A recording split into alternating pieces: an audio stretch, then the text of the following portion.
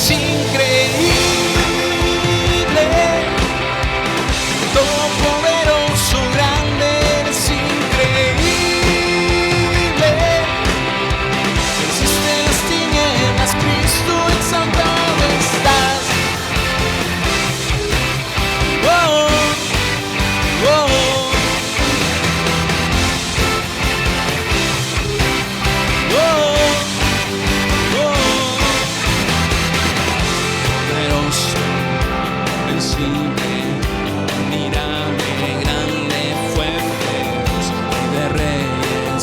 Asombroso, incomparable, eres increíble, todopoderoso, grande, eres increíble. Venciste las tinieblas, Cristo, eres increíble, todopoderoso, grande, eres increíble.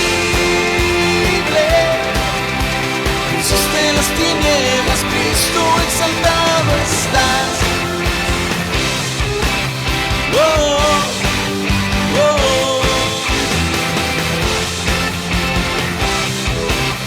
Oh, oh.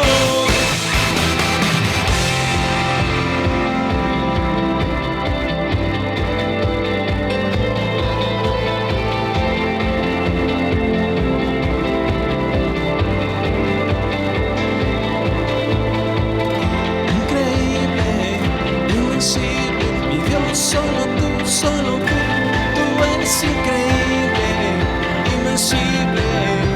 Mi Dios, solo tú eres increíble, invencible.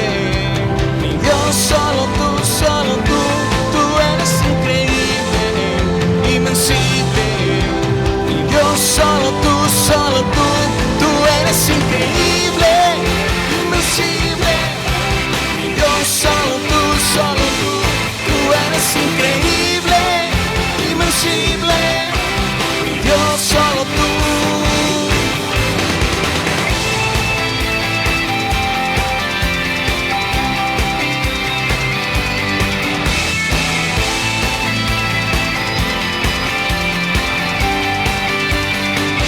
Eres increíble,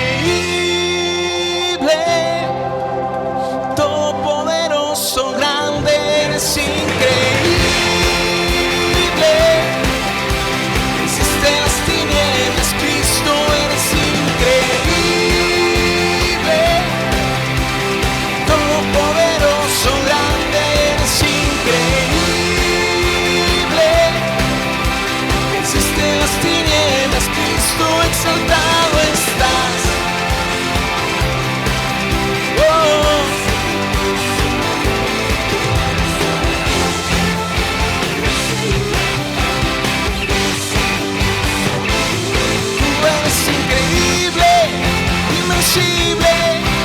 Mi Dios, solo tú eres increíble, invencible. Mi Dios, solo tú.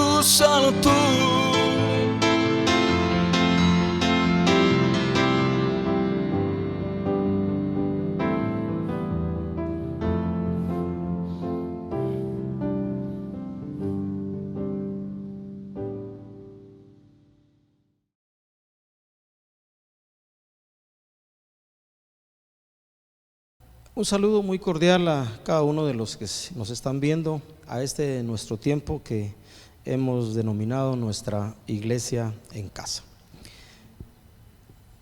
Deseamos, como gente que le sirve en nuestra congregación, lo mejor para cada uno de ustedes, que el cuidado de Dios y la protección de Dios sea permanentemente sobre la vida de cada uno de ustedes y también de sus familias.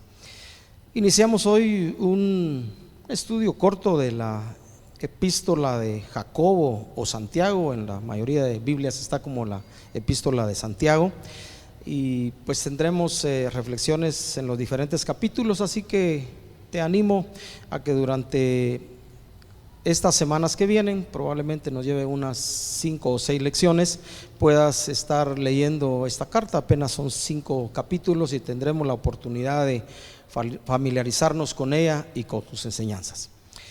Consideran la epístola de Santiago uno de los primeros escritos del Nuevo Testamento.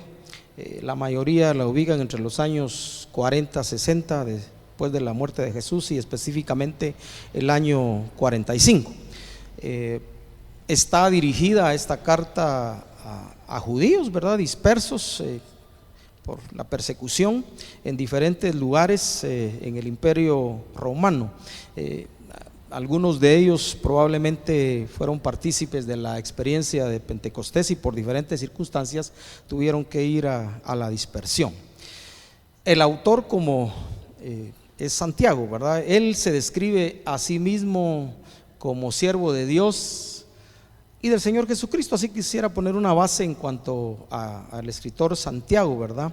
Él se le conoce como el hijo de José y María. Ciertamente José y María, después del nacimiento de Jesús, tuvieron más hijos. Por consiguiente era hermano o medio hermano, podríamos decir, de Jesús. Al principio, como lo leemos en los evangelios, pues su misma familia, sus hermanos, dice el evangelio de Juan, no creían en él, incluyendo a Santiago. Al principio rechazó a Jesús. Obviamente después él fue un creyente en Jesús. Lo encontramos ya escrito también en la Biblia, en la experiencia de Pentecostés. Y para el capítulo 15 del libro de Hechos, lo encontramos como alguien que era considerado columna en la iglesia de Jesucristo en ese tiempo, como lo mismo lo dice el apóstol Pablo en el libro de Gálatas. Santiago, Jacobo, llegó a ser considerado columna y uno de los dirigentes de la iglesia en Jerusalén. De hecho, se le considera que estuvo al frente en el concilio de Hechos 15, donde dilucidaron el asunto de qué cargas o no se les debían imponer a los creyentes gentiles.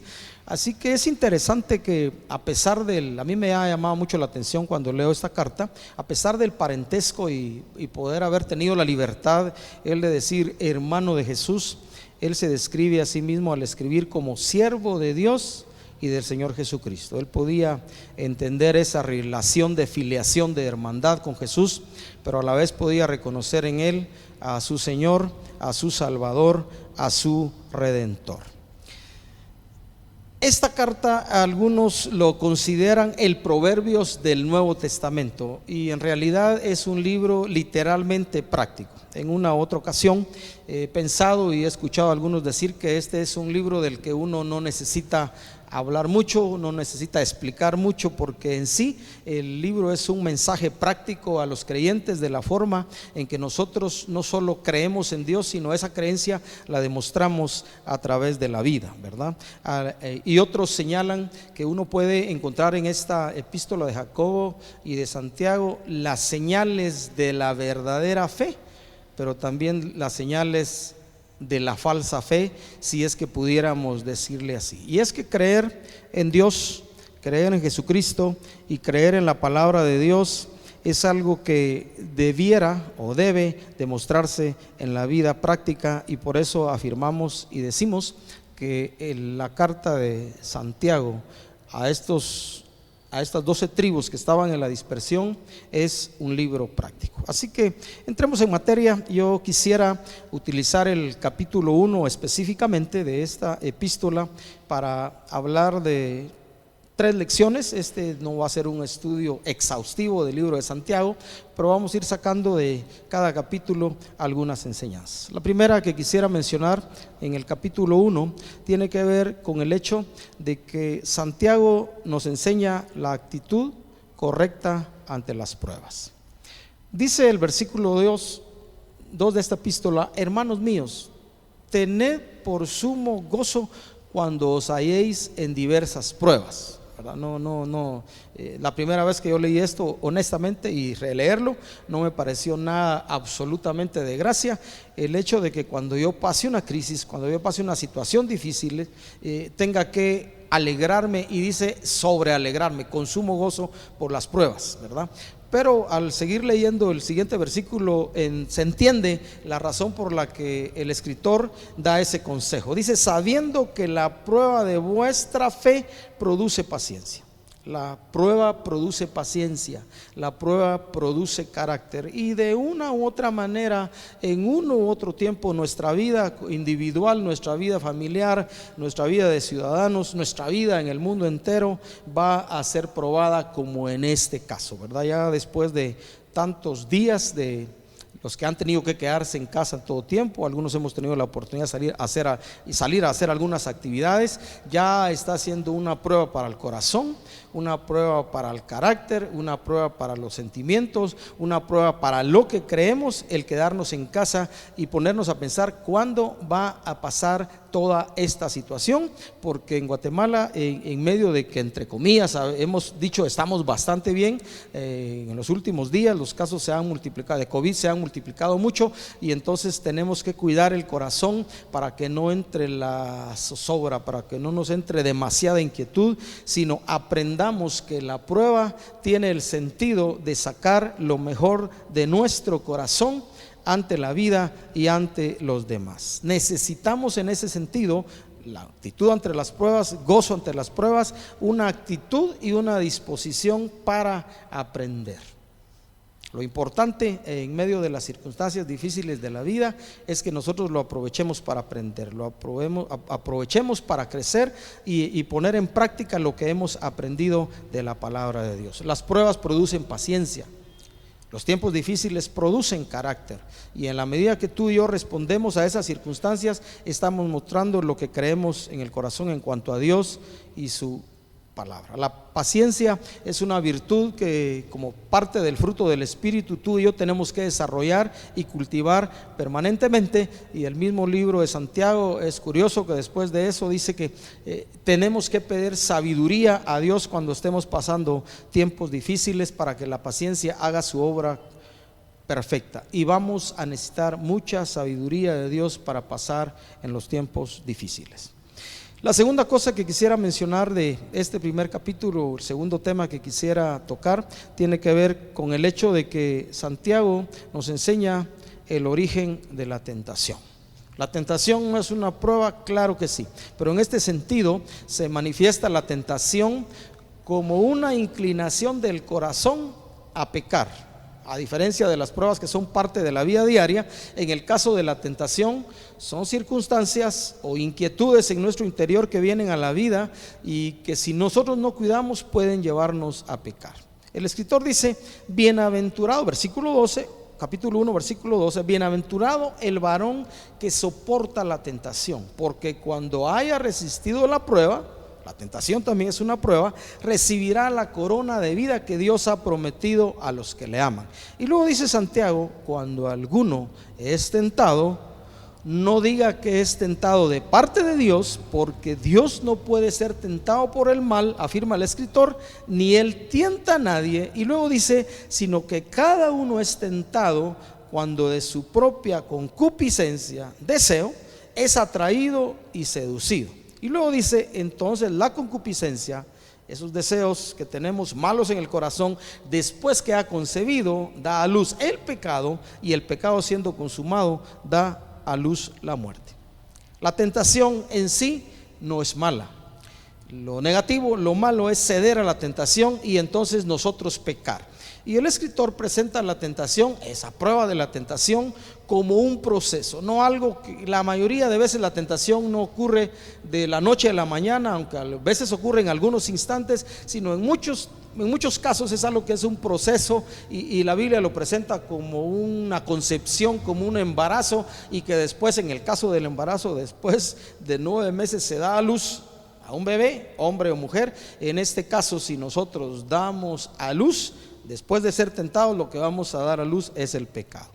Y la tentación, en ese caso, como algo que es humano, es producto de esa inclinación en nuestro corazón que la Biblia llama nuestra naturaleza carnal, el viejo hombre, nuestra naturaleza pecaminosa, que aunque nacimos de nuevo y aunque el Espíritu Santo vino a morar en nuestro corazón, se quedó ahí en el corazón. Pablo, hablando de las luchas en su interior, decía: no entiendo lo que hago o lo que quiero. Quiero hacer el bien y hago el mal que no quiero.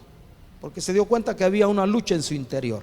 Tanto que en el capítulo 7 de Romanos, él mismo hablando de sus luchas, y dice: miserable de mí, ¿quién me librará de este cuerpo de muerte, de esa inclinación al mal?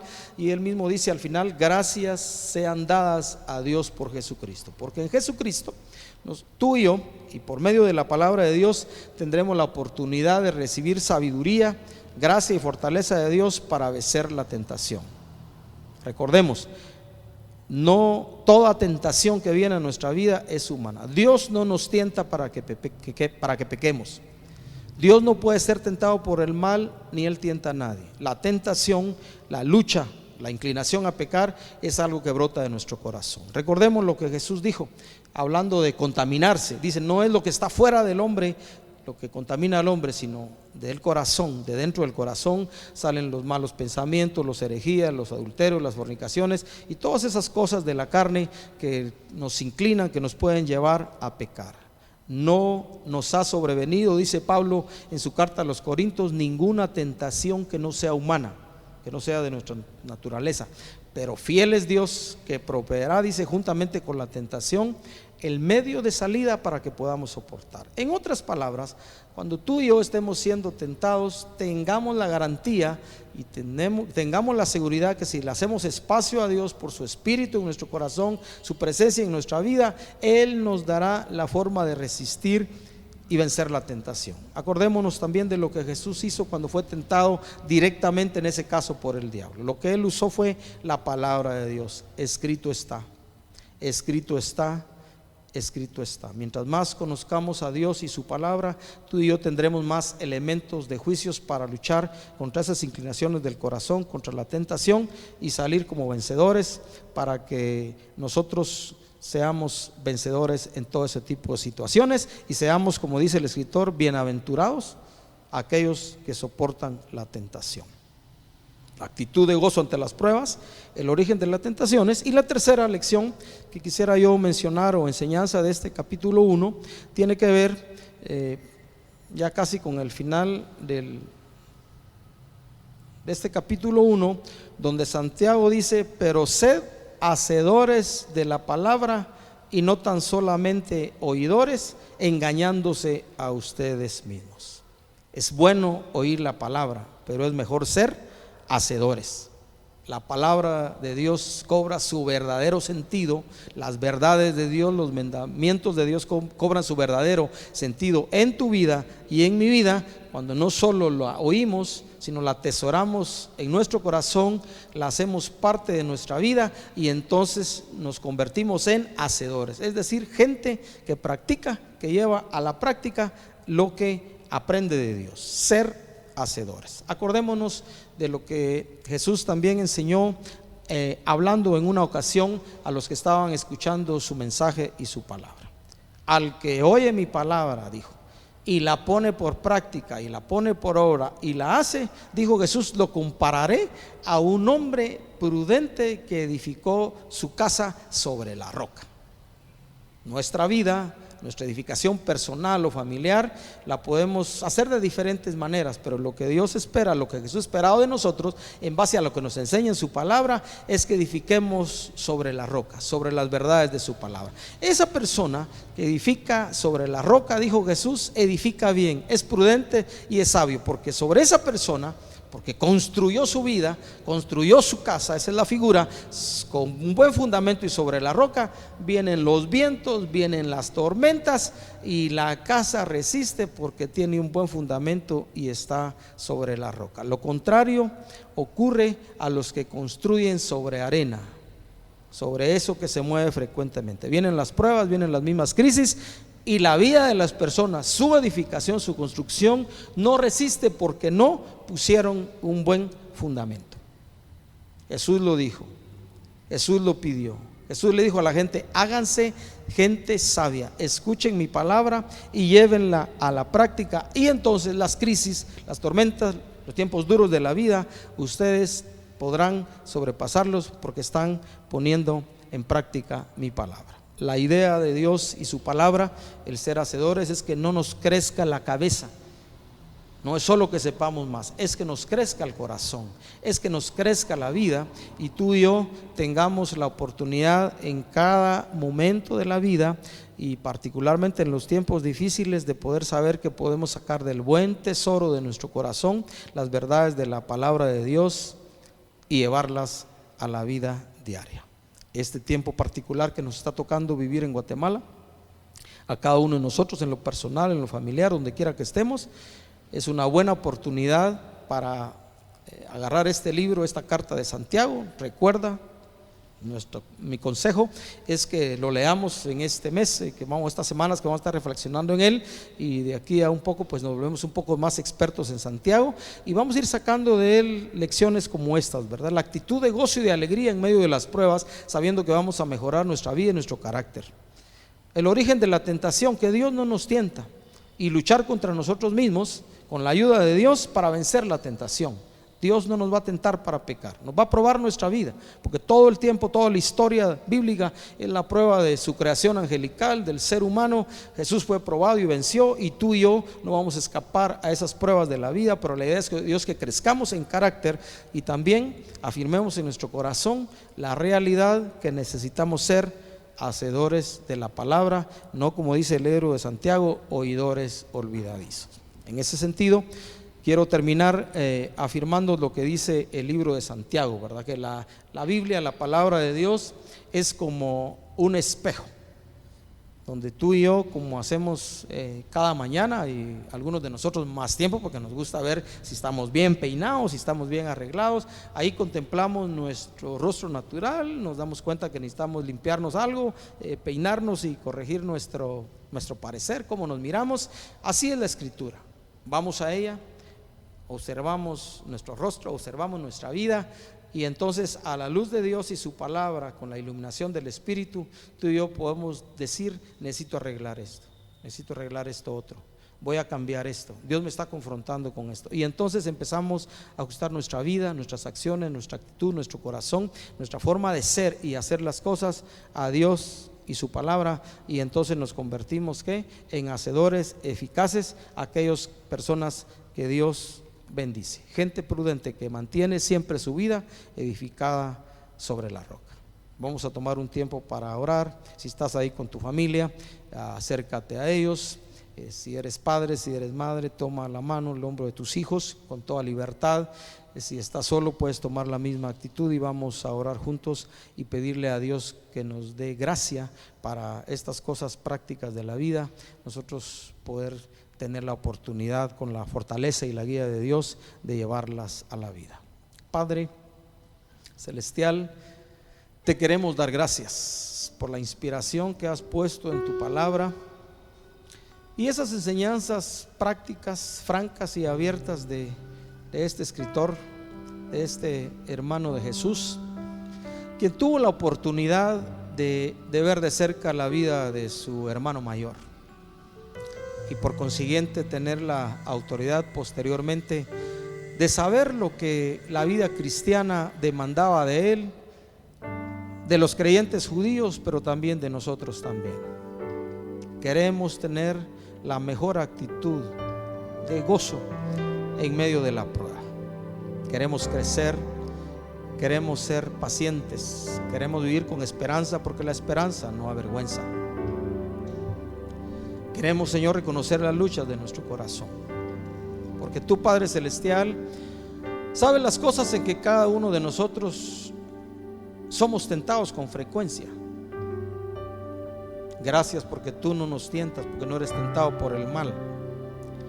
Ahora entendemos que las luchas, las tentaciones, la inclinación hacia lo malo es algo que surge de nuestra propia naturaleza que hoy ponemos en tus manos para pedir tu fortaleza, tu ayuda, la fortaleza de tu espíritu, la guía de tu espíritu también, pero las verdades de tu palabra hacerse realidad en nuestra mente y en nuestro corazón para poder vencer la tentación.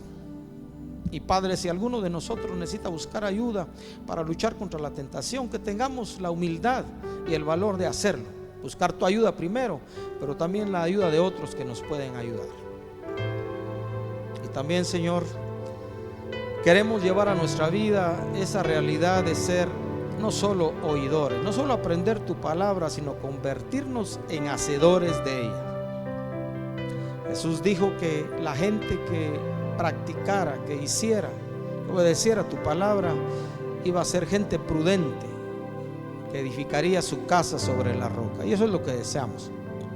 Que los tiempos difíciles que a veces mueven las raíces más profundas de nuestra vida, de nuestra fe, enraizada en ti, en tu palabra, Señor, que esas pruebas solo nos saquen a luz en el corazón el deseo que tenemos de seguirte a ti y de obedecerte a ti.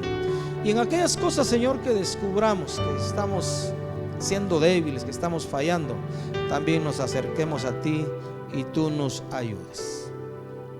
Gracias por tu presencia, Padre amado, por tu Espíritu en nuestro corazón, porque sabemos que Él nos consolará, que Él nos fortalecerá, que Él nos guiará a toda verdad, que Él nos recordará las cosas que hemos aprendido de tu palabra, y en cada oportunidad que necesitemos estarás allí, porque estás allí en nosotros para ayudarnos. Por eso te engrandecemos y por eso pedimos tu ayuda, que cada uno de nosotros se convierta, Señor, que siga siendo hacedor de tu palabra, que podamos acercarnos con libertad a ese espejo de tu palabra, donde podamos contemplar nuestra vida, nuestro interior, nuestras acciones y nuestras acciones, y que la decisión de nuestro corazón sea obedecerte a ti y ajustarnos a ti, cambiar nuestra vida, transformar nuestro entendimiento, transformar nuestro corazón, para que nos encontremos cada día que nos das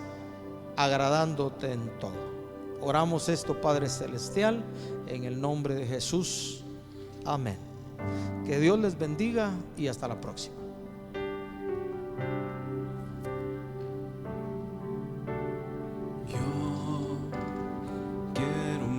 De ti,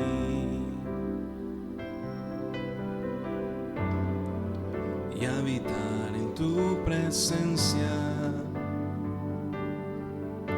menguar para que crezcas tú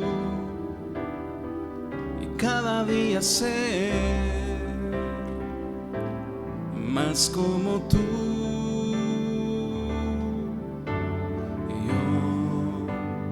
Quiero más de ti,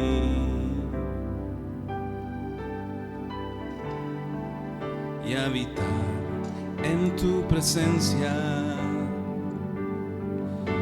menguar para que crezcas tú y cada día ser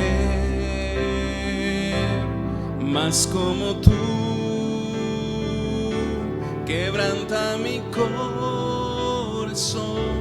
quebranta mi vida, te entrego mi voluntad a ti. Todo lo que soy, Señor, todo cuanto tengo es tuyo. Yo quiero menguar para que crezcas tú.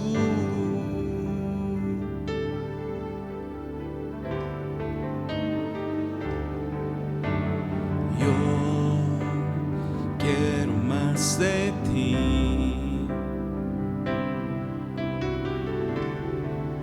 y habitar en tu presencia, menguar para que crezcas tú y cada día ser más como tú. Quebranta mi corazón, quebranta mi vida, te entrego mi voluntad a ti. Todo lo que soy, Señor, todo cuanto tengo es tuyo. Yo quiero menguar para que crezcas tú. Quebranta mi corazón, quebranta mi vida, te entrego mi voluntad a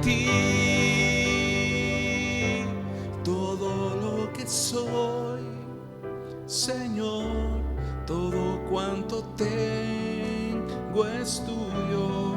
Yo quiero menguar para que crezcas tú. Yo quiero menguar para que crezcas tú. Yo quiero menguar para que crezcas tú.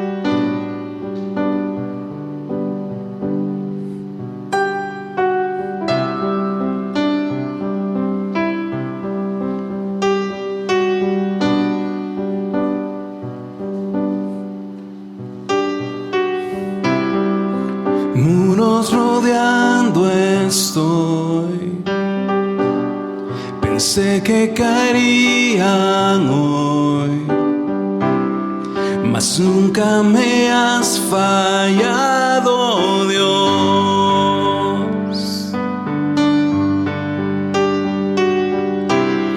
La espera terminará. Sé que has vencido ya, nunca me has fallado, Dios.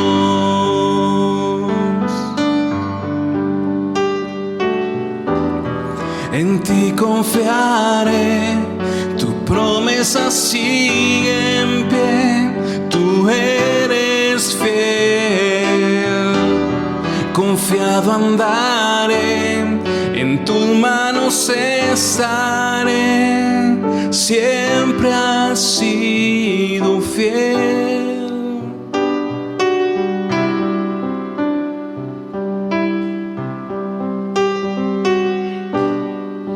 Siempre has sido fiel, Jesús,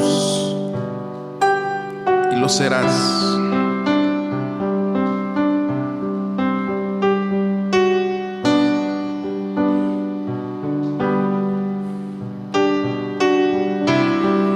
La noche acabará,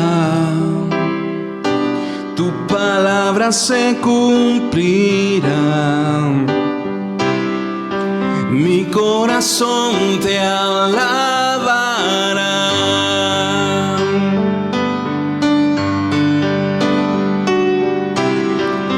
Cristo mi Salvador,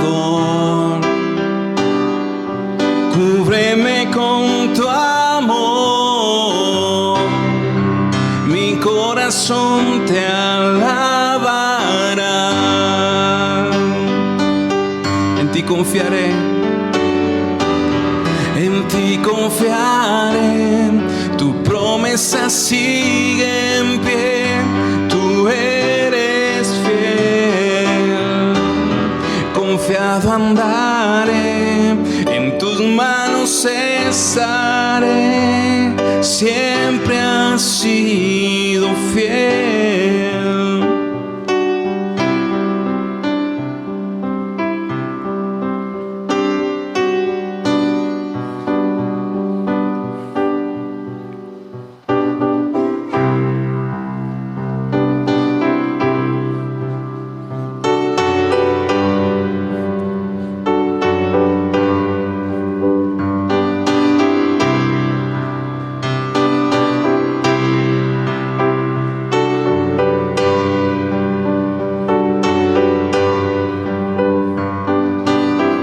Yo sé que tú mueves montañas, yo creo en ti, sé que lo harás otra vez. Abriste el mar en el desierto, yo creo en ti,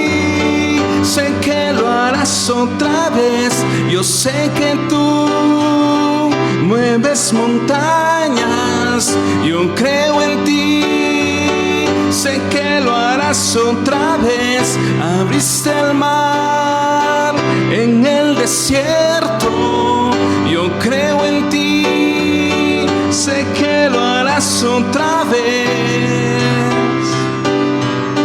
Sé que lo harás otra vez.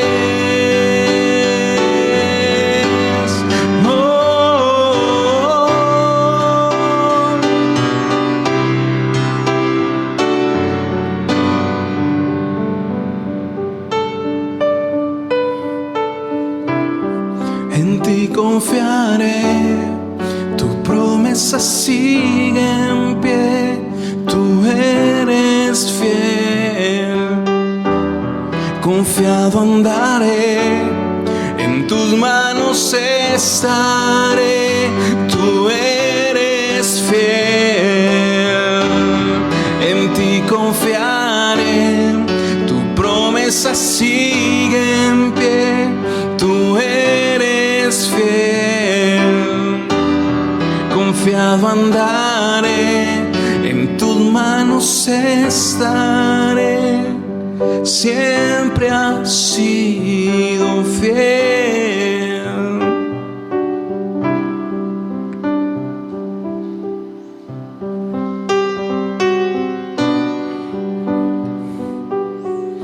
Siempre has sido fiel y siempre lo serás, Jesús. No hay nadie como tú.